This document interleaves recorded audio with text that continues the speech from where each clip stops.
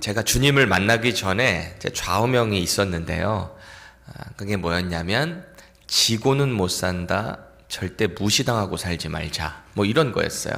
유치하죠. 막 지기 싫고 자존심이 얼마나 제가 하늘을 찔렀던 사람이던지 누구한테 제 약점 보이는 걸 그렇게 싫어했어요. 막작 같았겠죠. 키는 쬐깐해가지고 당찼던 저의 모습이 기억이 납니다. 그런데 제가 예수님을 인격적으로 만나고 난 뒤부터 저의 그 하늘을 찌르는 것 같았던 자존심이 조금씩 이렇게 깎여 나가기 시작하더라고요. 저의 낮은 모습을 자꾸 보여지게 되고 또 저의 바닥을 자꾸 보게 되다 보니까 제가 잘난 게 없는 거예요. 여전히 제가 지금 말씀을 준비할 때마다 기도하는 것 하나가 있는데 그게 뭐냐면 주님 저를 불쌍히 여겨주세요. 그거예요. 그래서 저의 약함을 하나님께서 강하게 사용해 주시고 하나님께서 말씀 가운데 제가 준비한 것보다 더 큰 은혜 부어주세요. 오늘 아침에도 좀 그런 기도를 했어요. 그래서 오늘 제목이 뭐예요? 주님 저를 불쌍히 여기소서. 이 표현이 저와 여러분들의 신앙생활의 표현이 됐으면 좋겠어요. 고백이 됐으면 좋겠어요. 저는 할 수 있는 것이 없습니다. 하나님께서 저를 사용해 주세요. 이런 기도 말이죠. 아마 주님 저를 불쌍히 여기소서라고 하는 이 고백은 주님이 아니고서는 저는 아무것도 할 수 없습니다라고 하는 온전히 하나님만 의지하는 믿음의 고백이지 않을까 싶어요. 오늘 말씀을 쭉 함께 묵상하시면서 우리의 창조주 되시는 그 하나님 앞에 우리의 자존심 다 내려놓고요. 주님, 저는 주님이 필요합니다. 오늘도 저를 도와주세요. 이런 믿음의 결단이 있기를 축복드립니다. 본문 35절을 보면은 이 사도 마태가 예수님은 누구신가, 그분이 어떤 일을 하셨는가에 대해서 기록을 쭉 하면서 이렇게 정리를 해요. 그분의 사역에 대해서 보세요. 예수께서 모든 도시와 마을에 두루 다니사 여기저기 안 가신 데가 없어요. 주님께서는 이 복음의 긴박성을 가지고 가는 곳마다 하나님 나라의 그 복음, 하나님 나라의 그 법을 선포하셨어요. 그리고 보세요. 그들의 회당에서 가르치시며, 회당이 뭡니까? 이 바벨론 포로 사건, 그 가운데서는 성전이 없잖아요. 그러니까 그곳에서부터 각 고을마다 이 회당이라는 곳을 만들어서 하나님의 말씀을 선포하고 그 가운데 기도하는 그런 믿음의 공동체, 장소가 생겼던 거예요. 그래서 바벨론 포로에서 귀환했을 때 여전히 그들은 회당의 시스템을 가지고 성전도 있고 회당도 있어서 같이 함께 그렇게 믿음의 생활을 하는 그런 모습들이 있었어요. 그런데 유대교도들, 특별히 하나님만 섬기는 그들 가운데 있어서 메시아의 때를 늘 고대했잖아요, 그들이. 그런데 그 메시아가 어떻게 해서 이 땅에 왔는가? 예수 그리스도가 바로 하나님의 그 메시아, 구약의 선지자들로부터 예언되어서 성취되어 오신 그 현현, presence잖아요. 그래서 그것을 나타내시고 가르치시고 선포하시기 위해 이 회당을 방문하셨던 거예요. 그런데요, 그곳에서 무엇을 가르쳤는가 보면 천국 복음을 전파하셨다는 거예요. 천국 복음. 그리고 무슨 일을 하셨대요? 모든 병과 모든 약한 것을 고치셨다라는 것입니다. 그러니까 예수님이 하셨던 사역을 크게 세 가지로 정리를 해보면 뭐죠? 첫 번째는 가르치셨어요. 티칭 사역을 하셨어요. 하나님 나라의 법에 대해서, 복음에 대해서. 그리고 어떤 사역 하셨어요? 전파하셨어요. 그것을 preaching 하셨어요. preaching. 혹은 proclaiming, 선언하셨어요. 하나님 나라의 법 선언하셨다는 거예요. 그리고 당신께서 즉 복음이라는 것을 선포하신 거죠. 그리고 또 함께 하신 사역이 있었는데 그게 뭐예요? 약한 자들을 고치셨어요. 힐링 미니스트리를 하셨다라는 거예요. 그래서 요새 흔히 은사를 따라가는 분들, 물론 우리는 은사를 따라가는 사람들이긴 한데 어떤 은사주의자들 같은 경우는 우리도 반드시 예수님이 하셨기 때문에 힐링 사역을 해야 된다라고 하시는 분들이 있는데, 그거를 본인이 한다고 해서 되는 건 아닌 것 같아요. 하나님께서 그때그때 맞게, 성령 하나님께서 각 사람의 필요에 따라서 모르는 거예요. 여러분들, 제가 이 치유의 은사가 없다라고 제가 늘 많이 얘기하긴 하지만, 하나님이 필요한 때에 어떤 사람을 제게 붙여줘서 제가 손을 얹고 기도를 했는데 나을 수도 있는 거예요. 그건 꼭 저만 할 수 있는 게 아니라 여러분들도 기도하시는 가운데 얼마든지 주님이 하신 사역을 하실 수도 있어요. 그런데 그거에 너무 집중하지는 말자는 거죠. 특히 오늘 본문은요, 이 치유 사역을 통해서 예수님이 누구신가를 드러내고 있는 장면이에요. 메시아, 구약에서 예언되어 온, 구약에서 선지자들이 이런 메시지들을 많이 했거든요. 선언을 했거든요. 그 메시아가 오면 치유가 일어나는 이런 사역들이 그를 통해서 많이 전파가 될 것이다. 그것을 볼 때 그가 바로 메시아다라는 그런 뉘앙스의 예언들을 많이 하게 되었었다라는 것입니다. 보세요. 이사야 35장 5절에서 6절 읽겠습니다. 시작. 그때에 맹인의 눈이 밝을 것이며 못 듣는 사람의 귀가 열릴 것이며 그때에 자는 사슴같이 뛸 것이며 말 못하는 자의 혀는 노래하리니. 그래요. 이사야가 이 남유다 멸망을 앞두고 그 하나님의 말씀을 선포하면서 장차 올 그 메시아에 대해서 선언을 했단 말이에요. 이 이사야의 예언은요, 궁극적으로 보면은 하나님의 그 완전한 회복의 때에 새 하늘과 새 땅이 임하는 그때에 이 땅에 병든 자가 없고 소외된 자가 없고 모두가 다 회복되는 그때를 이야기하는 거겠죠. 궁극적으로는. 그런데 1차적으로 보면 그 메시아가 이 땅에 오셔서 그 하실 일들을 예언하고 있는 거예요.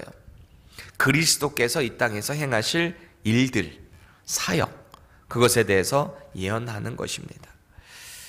보세요. 여러분들이 맹인이라는 생각을 해보세요. 난 지금 맹인이다. 맹인이라는 생각 하에 우리 27절 말씀 함께 읽어보겠습니다. 시작. 예수께서 거기에서 떠나가실새 두 맹인이 따라오며 소리질러 이르되 다윗의 자손이여 우리를 불쌍히 여기소서 하더니. 그래요. 여러분들이 맹인이에요. 그런데 어느 날 그 예수에 대한 소문을 듣게 됩니다. 나사렛 출신 예수라는 청년이 있는데 그 사람에게 나아가면은 온갖 병들을 다 고쳐준다더라. 이 소문을 듣고 이 두 맹인이 그에게 찾아간 거예요. 앞에 배는 게 없어요. 할 수 있는 게 하나도 없어요. 이들이 할 수 있는 말이라고는 뭐예요? 저희를 불쌍히 여겨주세요 라는 것입니다. 이 신약 성경에 보면 맹인들이 꽤 많이 등장해요. 맹인 병자들이. 실제로 어떤 기록에 의하면 이 이스라엘이 속해 있는 이 팔레스타인 지역에는 동쪽에서부터 이 모래바람, 석회바람 같은 것들이 많이 불어서 눈에 이게 자꾸 어택을 하는 거예요. 그래서 안질이나 이런 눈이 머는 그런 증상들이 많았다라고 기록이 됩니다. 여러분 생각해 보세요. 맹인으로 산다는 것이 얼마나 불편하고 고통스러울까요?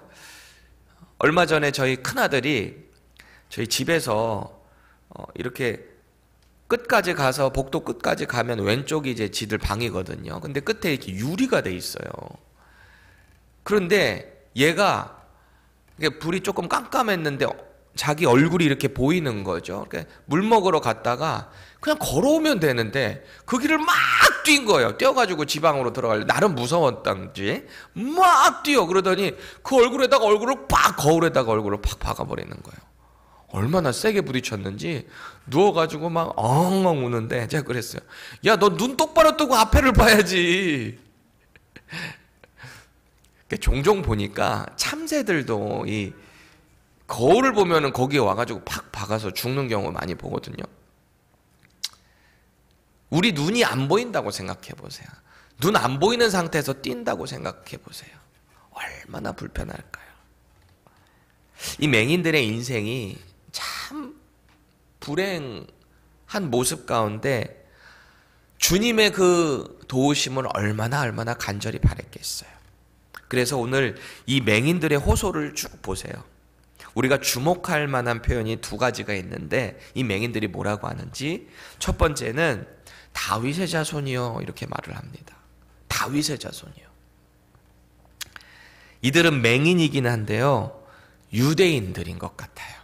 왜냐하면 예수님이 누구의 자손으로부터 오실 분, 메시아가 어떤 분을 통해서 오실 분이라는 것을 알고 있는 거죠. 그래서 다윗의 자손이요 이렇게 외칩니다. 이사야를 통해서 장차 다윗의 자손으로 오실 분, 그분을 선언하고 있는 거예요.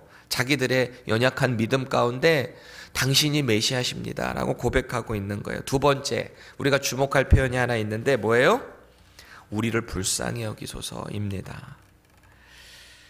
자기들은요 메시아를 통해서 구원받을 만한 어떤 것도 한 게 없어요.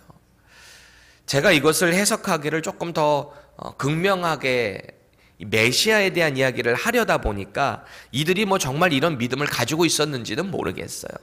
하지만 이들의 고백 가운데 주변 사람들은 그것을 또 볼 거 아닙니까? 그러면서 이 사람이 정말 메시아구나 라는 것이 은연중에 역시 선포되고 있는 것입니다. 얼마나 절박한 호소예요. 우리를 불쌍히 여겨주세요. 다윗의 자손이시여. 그런데 이상해요. 오늘 본문을 보니까 예수님이 그들의 간절한 요청에도 불구하고 28절 보세요. 28절 예수께서 집에 들어가심에 그래요. 이렇게 간절히 도와달라고 간청했잖아요. 근데 주님은 그냥 집으로 들어가세요. 그들이 얼마나 겸손하게 나와왔어요. 그럼 주님이 좀 그래 일로 와봐라. 뭐 주님 늘 하시는 멘트 있잖아요. 네가 눈뜨기 원하느냐? 뭐 이런 거 자꾸 물어보셔야 되는데 그냥 집으로 쑥 들어가셨어요. 왜 그러셨을까요? 생각해 보세요. 전에 이방인인 로마의 백부장인 이 사람이 자기 집에 하인 고쳐달라 그럴 때도 그곳에 직접 가지도 않았는데 주님이 그 믿음을 보시고 고쳐주셨잖아요. 그런데 왜 이들에게는 그렇게 하셨을까? 정작 유대인들, 예수님도 유대인이신데 왜 유대인에게는 차별을 하셨던 것일까? 그것은 본문 30절을 보면 좀 이해가 돼요. 주님이 이 맹인들의 눈을 치유해 주십니다. 그리고서 엄하게 경고를 하시는데 보세요. 예수께서 엄히 경고하시되 삼가 아무에게도 알리지 말라 이렇게 말씀을 하십니다. 주님은 왜 그러셨을까요? 우리가 자꾸 뭔가 성경을 볼 때는 why라고 하는 질문을 던질 필요도 있어요. 주님이 왜 저렇게 하셨을까? 아마도 예수님께서는 그의 사역의 어떤 진행되는 과정들을 보면 이런 마음이시지 않았을까 싶어요. 유대인들이 기대하는 정치적인 메시아가 있잖아요. 실제적인 메시아. 자기들의 왕이 되어서 로마를 밀어내고 강한 나라, 이스라엘이 고대하는 가장 그 강력했던 다윗의 시대, 그 나라를 회복하기를 이 사람들은 소원했단 말이에요. 이 잘못된 정치적인 메시아 사상을 예수님은 경계하신 거예요. 그리고 아직 주님이 지금 현재로서는 메시아로 드러나서 사람들이 막 따를 만한 타이밍이 아니에요. 지금은. 그러셨기 때문에 주님은 스스로 메시아적인 정체성을 숨기시면서 하나님의 나라를 선포하셨다라는 것입니다. 생각해 보세요. 병 고치시는 메시아의 소문이 주변 사람들에게 계속 퍼져나갈 때 벌떼처럼 몰려들 거 아니에요. 그러면 그걸 가장 주의하고 경계하는 무리가 있으니 누구일 것 같으세요? 로마. 이들이 이제 반란을 준비하는구나. 또 그것을 경계하는 무리가 있으니 누구겠어요? 유대교의 종교 지도자들. 자기네들은 믿지 않는데 이스라엘이 그를 따를 때 로마에 의해서 결국 또다시 핍박받게 될 것을 두려워하는 거죠. 그래서 예수님은 아직 그때가 아니시기 때문에 경계하시는 것입니다. 그래서 오늘 28절 보세요. 주님이 그 두 맹인들을 향해서 이제는 이렇게 말씀하십니다. 얼마나 간절하게 보였던지. 내가 능히 이 일 할 줄을 믿느냐? 이렇게 물어보세요. 여기서 또 우리가 주목해야 될 표현이 하나 있다면 내가입니다. 내가. 너희들 눈 고쳐둘 거 믿어? 이렇게 물어보시는 거죠. 주님의 공통적인 코멘트죠. 내가 눈뜨기 원하느냐? 이거를 바꿔서 말하면 너 내가 능히 이 일을 할 줄 아느냐? 믿느냐? 꼭 믿음을 물어보세요. 주님은. 할 만한 믿음이 그에게 있는가를 보시는 거죠. 예수님의 이 질문은요, 자신들의 그 눈을 뜨게 해줄 분이 바로 메시아이신 자신이다라는 것을 나타내시는 거예요. 그리고 그 믿음을 요구하시는 거죠. 여러분들에게 주님이 이렇게 물어보신다라고 하면 여러분들의 대답은 뭘 것 같으세요? 내가 그 능력 갖고 있는 거 너 믿느냐? 네 인생 가운데 한치 앞이 보이지 않는 이 영적인 어둠 가운데 내가 너의 손을 붙잡고 너의 그 영적인 눈을 환하게 열어줄 자가 바로 나인 것을 믿느냐? 주님이 물어보신다면 여러분들의 답변은 뭔가요? 아멘 이래야죠. 아멘. 주님만이 저를 눈뜨게 하실 분이십니다. 주님만이 저를 치유해 주시는 예수 그리스도이십니다. 이렇게 고백해야 되는 거예요. 주님께서 그들을 불쌍히 여기셔서 치유해 주셨어요.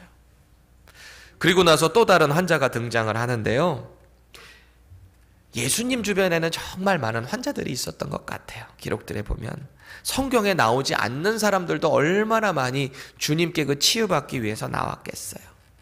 인류의 역사상 가장 완전하고 한치 오차가 없는 의사이신 예수님이요, 그 많은 병자들이 나와서 주님 저를 불쌍히 여겨주세요, 고쳐주세요 라고 할 때 한 번도 마다하신 적이 없으세요. 우리 주님은 그런 분이시에요.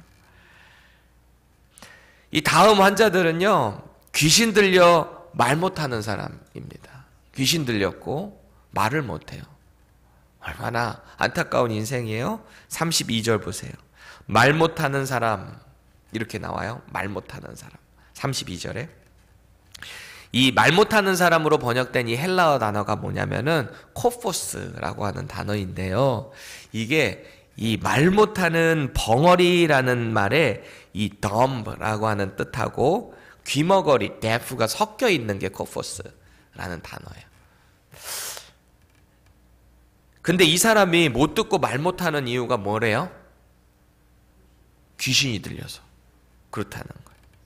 이거를 또 뭐 귀신론자들은 잘못해서 모든 병이 다 귀신 들려서 그렇다고 보는데 전혀 그렇지 않습니다.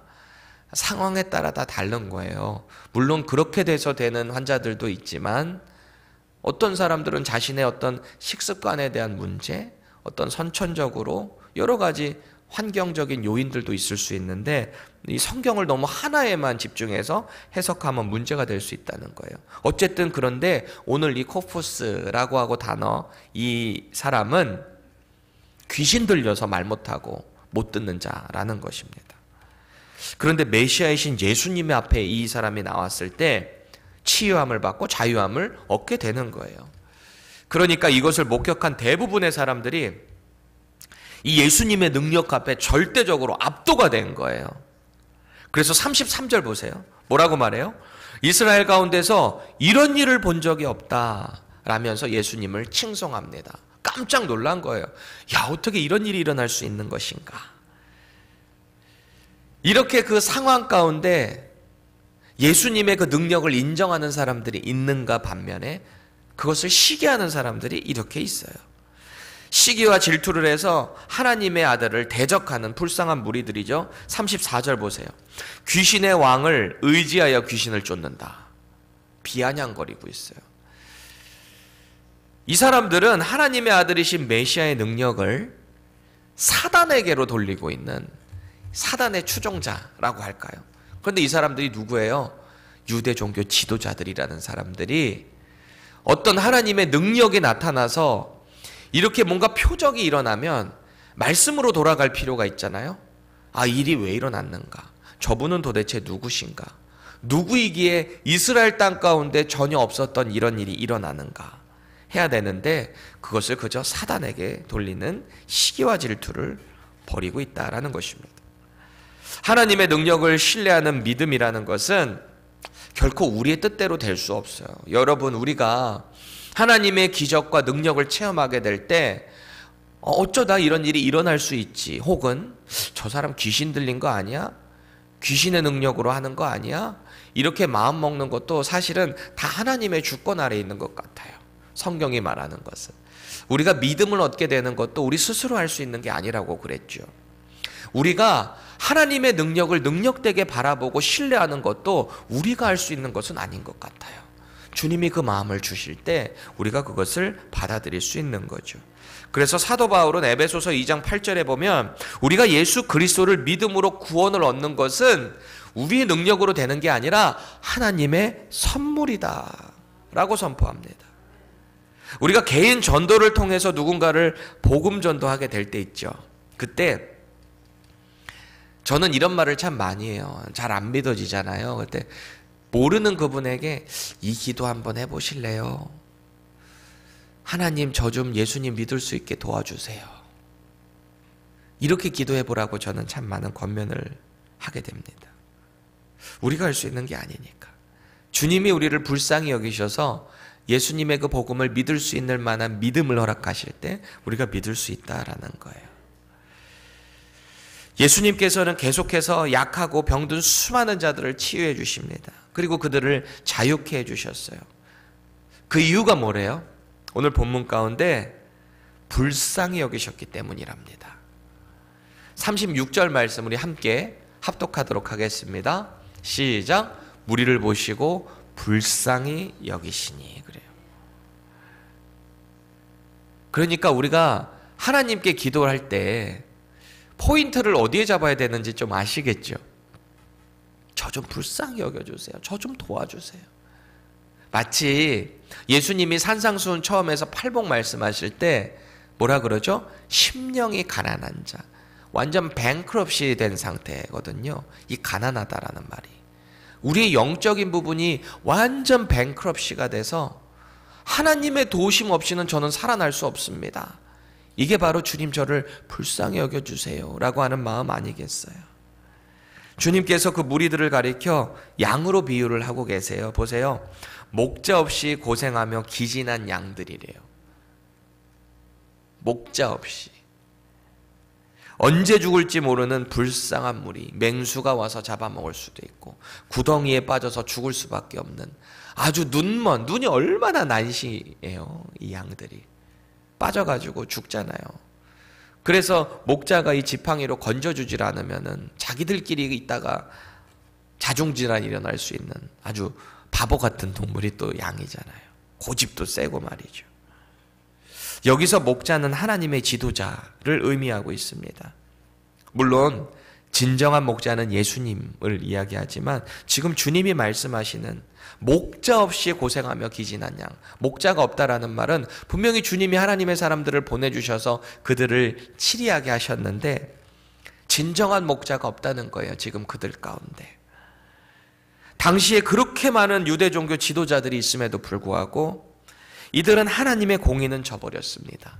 세속적으로 물들고 로마의 그 법 아래, 로마의 그 권력 밑에 붙어가지고 이스라엘의 피를 빨아먹는 사람들, 외식에 둘러싸인 사람들. 오늘 주님은 그들을 향해서 목자가 아니라고 선언하고 계시는 거예요. 또 하나님의 백성으로 거룩하게 살도록 인도해야 될 목자잖아요. 그런데 자기들도 그 길도 못 들어갈 뿐만 아니라 맡겨준 양들조차도 그 길을 막는 일을 하고 있던 사람들이 당시 서기관과 바리새인들이었다라는 것입니다. 그래서 하나님의 그 종들, 백성들에게 더욱 무거운 짐을 지게 했던 자들, 이것에 대한 탄식이에요. 아, 그들에게 목자가 없구나. 오죽하셨으면 예수님께서 마태복음 11장 28절에 수고하고 무거운 짐진 자들아 다 내게로 오라. 내가 너희를 쉬게 하리라.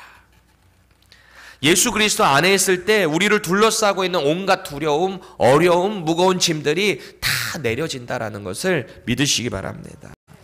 예수님이요 37절 말씀에 제자들을 향해서 뭐라고 그러세요? 이 일들을 다 보시고 안타까워하신 다음에 당신의 제자들을 보시면 뭐라고 하세요? 추수할 것을 많되 일꾼이 적다라는 거예요. 여기서 추수할 것이라는 뜻은 복음을 듣고 구원을 받아야 되는 성도들을 의미하고 있어요. 그런데 여기서 일꾼이 적다라는 건 뭘까요? 당시의 제사장, 서기관, 바리새인 같은 이 종교 지도자들이 그렇게 많은데 그들은 이 일을 감당하지 못한다는 거예요. 그들은 일꾼이 아니라는 거죠. 그래서 주님께서는 제자들을 향해 이러시는 거예요. 38절 보세요. 그러므로 추수하는 주인에게 청하여 추수할 일꾼들을 보내주소서 하라. 이렇게 말씀하십니다. 주인에게 청하여 그래요. 주인이 누구죠? 하나님. 일꾼을 보내시는 분이 누구죠? 하나님. 그 하나님께 청하라는 거예요. 우리가 복음의 일꾼이 된다라는 것은 우리가 스스로 할 수 있는 것은 아니죠. 우리의 주인 되시는 하나님으로부터 택함 받은 그 구원받은 백성만이 이 일꾼이 될 수 있는 거예요. 반대로 말하면 구원받은 백성은 모두 복음의 일꾼이다라는 것입니다. 저와 여러분들은 복음의 일꾼인 거예요. 여러분 구원 받으셨습니까? 구원 받으셨어요? 예수님 믿고 구원 받으셨습니까? 그렇다면 여러분들은 일꾼인 거예요. 어디를 가든지 예수님의 그 복음을 전하는 추수할 일꾼으로 부르심 받았다는 것을 잊지 마셔야 돼요. 오늘 주님은 우리에게 복음의 일꾼이 될 것을 명령하고 계시는 거예요. 초청하고 계시는 거예요. 너희들을 나의 동역자로 초청한다. 주님께 요구해서 그 일꾼 보내달라고 해라. 많은 동역자들 붙여달라고 해라. 이게 저와 여러분들의 기도가 돼야 되지 않을까요? 구원받은 성도가 되었음에도 불구하고 우리가 얼마나 교만할 때가 많은가요? 하나님 없이도 뭔가 될 것처럼. 교만하다는 것은 하나님을 의지하지 않는 것이라고 제가 수차례 강조해서 말씀드렸습니다. 혹은 세상 속에 나아가서 복음의 증인으로 살아가는 명령을 저와 여러분들은 분명히 들었어요. 그럼에도 불구하고 마치 오늘 절대 얘기하지 마 그렇게 권고를 들었음에도 불구하고 다 이곳저곳에 소문내고 다니는 맹인들처럼 주님의 말씀에 불순종하는 저와 여러분들은 아닌지 우리의 삶을 돌아볼 필요가 있습니다. 이런 부족한 우리에게 필요한 것이 바로 그래서 주님 우리를 불쌍히 여겨주소서인 것입니다. 주님은 우리를 이미 불쌍히 여겨주세요. 그러니까 우리를 구원해 주신 거 아니에요? 우리를 불쌍히 여기셔서 우리에게 힘과 능력 주시고 함께 하시겠다 약속하신 거 아닐까요? 그래서 우리는 날마다 이 고백을 해야 되는 거예요. 주님 저를 불쌍히 여겨주세요. 비록 부족하지만 저를 불쌍히 여겨주셔서 저를 오늘도 사용해 주세요. 주님의 일꾼으로 추수할 일꾼으로 저를 그렇게 사용해 주세요. 이 고백이 저와 여러분들의 고백이 되기를 예수님의 이름으로 축원합니다.